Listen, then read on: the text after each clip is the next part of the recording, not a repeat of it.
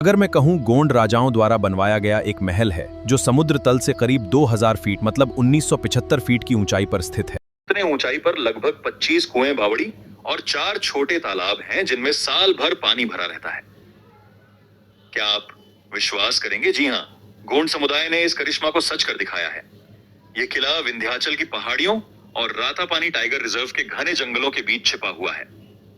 जिला रायसेन और सीहोर जिले की सीमा पर ओबेदुल्लागंज तहसील में, भोपाल से दूरी, राजधानी भोपाल से लगभग 50 से 65 किलोमीटर दूर ओबेदुल्लागंज से रेहटी जाने वाले रास्ते में देलावाड़ी के जंगलों के बीच है।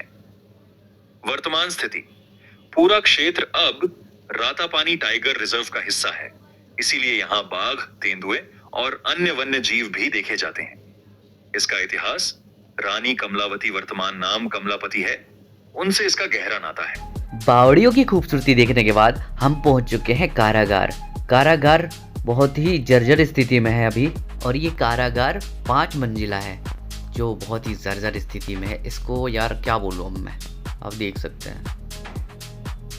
गोंड राजा निजाम शाह इस जगह पे अपनी 7 खूबसूरत रानियों के साथ रहा करते थे। उनकी मुख्य रानी थी रानी कमलापति, कमलावती था, कमलापति बोला जाता है आज भी। उनके नाम से स्टेशन है भोपाल में, और एक पार्क भी है कमलापति पार्क, तो वहाँ पे आप विजिट कर सकते हैं, देख सकते हैं। वह महल खासकर रानी कमलावती जी के लिए बनाया गया था। गिन्नौरगढ़ का यह महल 7 मंजिला है, और उसकी खूबसूरती, इसकी दीवारों को आप देख सकते हैं किस प्रकार बनाया गया था उसमें। निजाम शाह को उनके भतीजे ने जहर देकर मार दिया था, जिसके बाद रानी कमलापति ने इसी किले में शरण ली और यहीं से राज्य संभाला। किले के निर्माण की अनोखी कथा है कि किले को बनाने के लिए मिट्टी दूसरी जगह से लाई गई थी। मजदूरों का उत्साह बढ़ाने के लिए मिट्टी की एक टोकरी लाने पर एक सोने की अशर्फी दी जाती थी। इसी कारण किले के पास की पहाड़ी आज भी अशर्फी पहाड़ी कहलाती है। वास्तुकला और बनावट: यह किला बेहद विशाल है, लगभग 3696 फीट लंबा और 874 फीट चौड़ा। इसकी दीवारें 82 फीट ऊंची और 20 फीट चौड़ी हैं।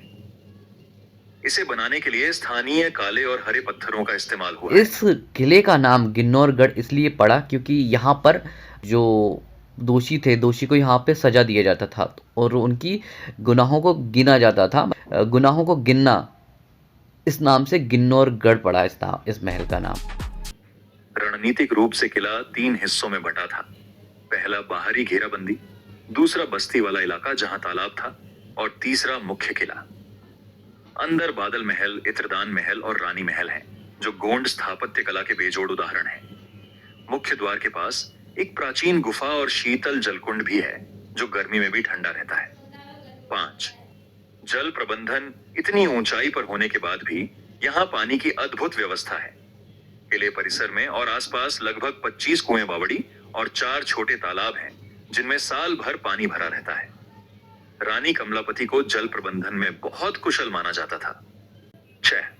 घूमने जाने की जानकारी: कैसे पहुंचे? भोपाल से ओबेदुल्लागंज होते हुए देलावाड़ी गेट तक सड़क मार्ग, फिर जंगल के अंदर 5 से 6 किलोमीटर ट्रैकिंग या जीप सफारी। टाइगर रिजर्व में होने से वन विभाग की अनुमति लेनी पड़ती है।